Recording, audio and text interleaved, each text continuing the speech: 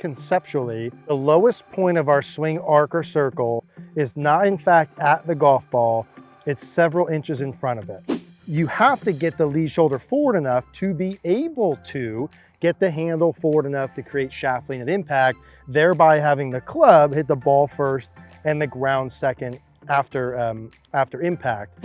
Set up to the golf ball with your left arm on the club and the shaft in one straight line, and place that right underneath your left shoulder joint. Now, to ensure the golf ball's in a good position, imagine sort of counting back imaginary golf balls. You got 1, 2, and then we're gonna have it about 3 golf balls back of that. So that already presets that low point past the golf ball. I want you to feel like you can shift your whole body to get the left shoulder feeling, and that's the key word, like it gets somewhat over the left toe. So I'm gonna feel like the lead shoulder is going forward of that little dot, or forward, kind of breaking through the wall. And then I'm gonna let my chest and shirt bunch like they go out towards the target. That's what I feel. So left shoulder down and forward, chest out towards the target. And that's the piece really that I'm looking for to get that consistent ball first, ground second. All right, guys, I'm here with a gentleman who claims he has found the secret to hitting the ball first and ground second. Just kidding, of course, with our clickbaity YouTube titles we like to use sometimes. Mr. Giles, appreciate you being out here, Thank you so much for inviting me, Eric. So in today's video, we're talking about that, which is ball first, ground second contact.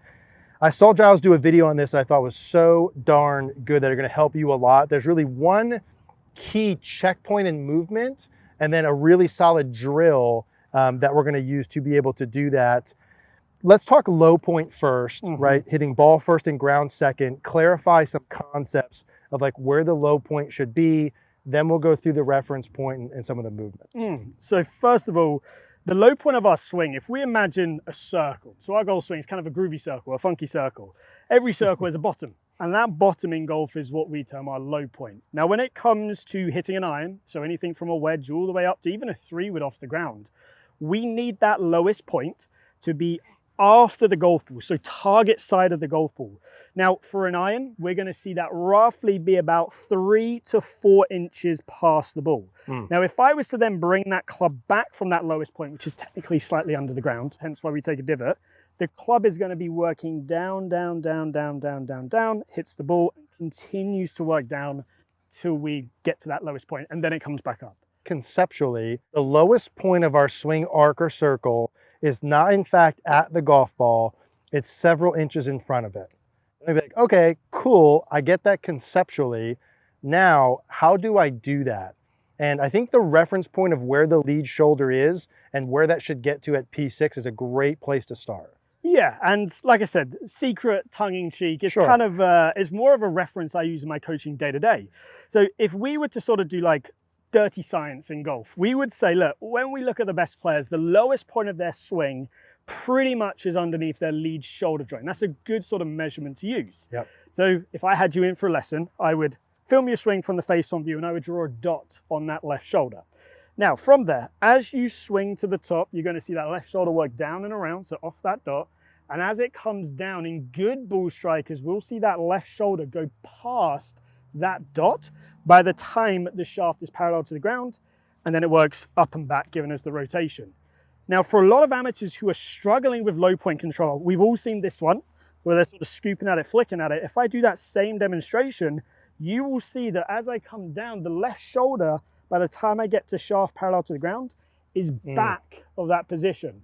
Now, if you think of it, that's pulling the lowest point of my swing back. So from here, I'm either going to bottom out early or scoop up. Yeah. So it's an amazing visual when you're looking at your swing. You can even just film your swing on your phone and just sort of put like the edge of your credit card or something on that shoulder joint, let it go back, let it come down, and just see where it is roughly when we're in this position here, shaft parallel. So good. And even if you could do that bad one more time where the lead shoulder is too far back. Also, when the lead shoulder doesn't get forward enough, the only way to get to the ball is to early release the wrists.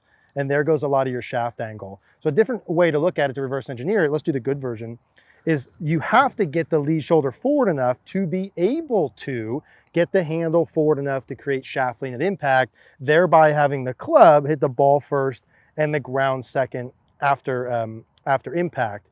And so that little reference point is such a good one to monitor. Now, of course, beyond understanding that, we got to talk through some feels.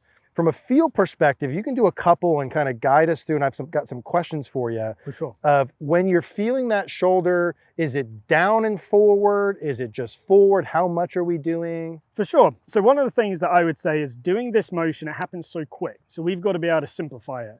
Now, I like to still get out and play a couple rounds a year. I'm sure you do as well, Eric. Yeah. So one of the things that I would say is starting in the right position is key. Easiest way to do it is set up to the golf ball with your left arm on the club and the shaft in one straight line, and place that right underneath your left shoulder joint. Now, to ensure the golf ball's in a good position, imagine sort of counting back imaginary golf balls. You got 1, 2, and then we're gonna have it about 3 golf balls back of that. So that already presets that low point past the golf ball. As long as we come back to a good position or slightly past it, we're gonna have our low point past the ball. And that's something you'll see like a Mo Norman. Remember Mo's swing? Sure. He would sort of start with the club in front of it, bring it back. Amazing way of just getting that into a good position. Yeah. Now from there, a nice feeling, and I tell all my golfers this, is as you go to the top and come down, I want you to feel like, without spinning your chest open, I want you to feel like you can shift your whole body to get the left shoulder feeling, and that's the key word, like it gets somewhat over the left toe. That's a really nice, simple feeling. And again, massive over exaggeration, but I always say, look, rehearsal swings are not there to be perfect. There is an exaggeration tool. That's why you see sometimes Tiger step up and do rehearsal swings that look like that. We've all seen that and everyone's like, what's he doing? Yeah, yeah. Same thing in this motion. So I would go to the top, so preset, good, come back to the top, left shoulder over the foot. Now from here, I can start to pull it up and back, and that gets me the rotation. And so as you're doing that, like you said, you're allowing the whole body to go, you're allowing the upper body and head to go right now, just to gather a feel. And you're doing that in the downswing until kind of roughly hands hip high, shaft parallel to the ground. Somewhere in that region is how, that's kind of, roughly to about shaft parallel, maybe a little bit before I'll start the process of pulling up. Yeah. I think that's just a really nice, simple thought to get there. What we see most amateurs do, if you look at the left shoulder, is they'll get to the top and they'll go where? Up. And that's where the club drops, early extension. So it's kind of the complete opposite. Up and open too soon. Up and open. And if you're analyzing your swing and you've drawn that dot on, any software nowadays can do it. If you've drawn that dot on, you'll see it straight away. It's such a simple measurement. And again, call it the secret, call it whatever you want. Call it genius. Gotta get people to click. No, I love it. Can we have you do 1 or 2 rehearsals, then hit one with that? Yep. Yeah, just to see. So I'll go to the top. I'll feel like I get that left shoulder down and forwards. And I am lowering. I am feeling like there's a lot of pressure in the foot. And then I'll feel like I get out of the way. Yeah. So here, down and forwards and through. Yeah, nice. That sounded really nice. And that's a beautiful little shot right there. One key thing I would sort of point out when doing this, and this is something that I'm sure you will see all the time, is when golfers try and do this, if you imagine there's sort of a dot on my belt buckle in the center of my chest, I'll see golfers go this way. So now the dot on my chest is ahead of my belt buckle. What we see with good players at the top is the belt buckle tends to be slightly closer towards the target than the chest. So I'm keeping that relationship. If anything, I'm letting the hips go a little bit more towards the target. So everything is shifting. The key is just don't let the chest outshift the hips, if that makes sense. I like that a lot. Let me hop in there and try 1 or 2. And I think from a nice drill perspective, Giles, we both like maybe something simple to start with, like a club across the shoulders. To help feel. If you guys are doing this, you have the right hand here, hold the right side, left hand, hold the left side. We'll have the grip on the left side of here. When I would make my back swing, obviously I want to have the left shoulder go down and back some, right? So if we've got a dot on my shoulder where I start, right, that's a few inches in front of the ball. I'm going to go down and back. But the big thing here is I'm going to feel like I go down and forward. And one of the nice things about this drill is when you have the grip on the left side, from the player perspective, like when I'm looking down at this, I can use the grip as a reference and try and have the grip from my view point down and forward and actually get probably a foot or so in front of the golf ball is my feel, right, that I'm seeing. I am feeling like my chest and shoulders are staying a little bit more closed early in the process. And with a club, this would all be really like, let's say from the top till about this hip high or shaft parallel sensation. Over exaggerating on purpose. Now, when we watch good iron players, Because a lot of people say, man, your head's going really far forward. And it isn't as an exaggeration. Exaggeration, right? yeah. When we look at a really good iron player, guys, I'd say, let's say stock 7-iron swing.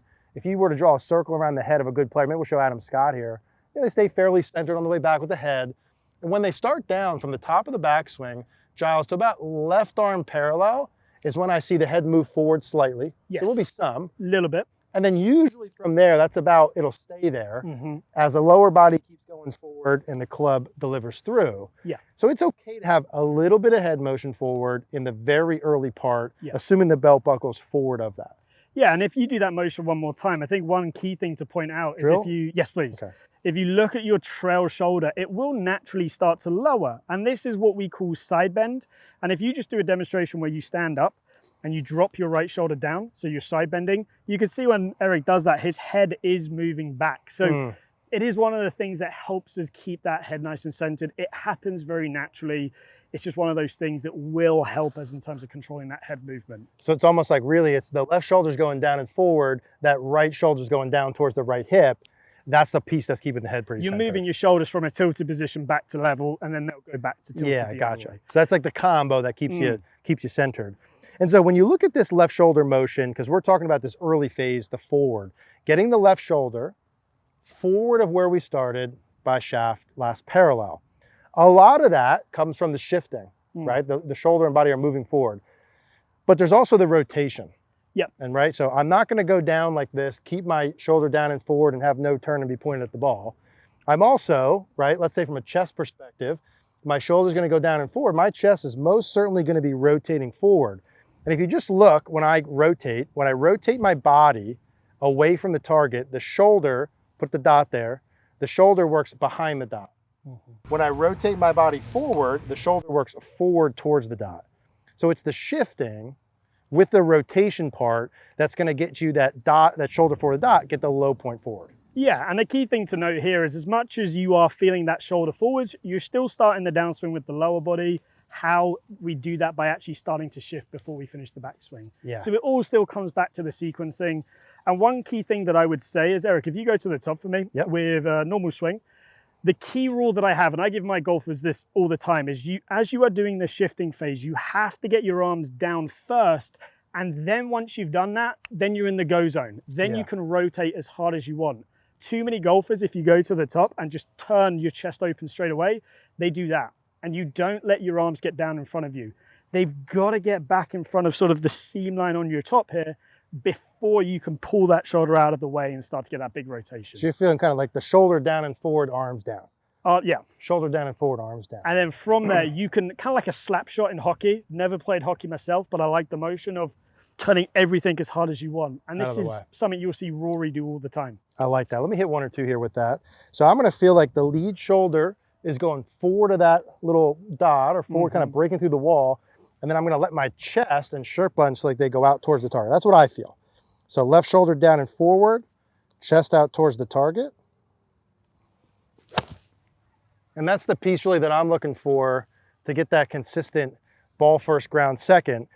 Again, just to kind of wrap that up simply, when you make your downswing, if you're hitting behind the ball, the more back the shoulder is, the more you're going to hit behind it. The more the chest is not rotated or rotated away from the target, more behind it. Okay. Here's a great little visual as well. If you set up and I just hold this on your shoulder, go to the top and do the bad one. So you see how bad way would be like this. You see how the shoulder never gets to the golf club again? Yeah. So if you come back to setup, I started with it on there. You want to feel like you touch it.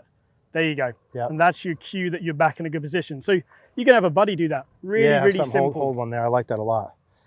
Left shoulder down and forward. And then again, you can feel the left shoulder rotating. For me, I like the chest. I like left shoulder down and forward, shirt buttons out towards the target, low point forward. One more. Same sort of feels, breaking through that wall.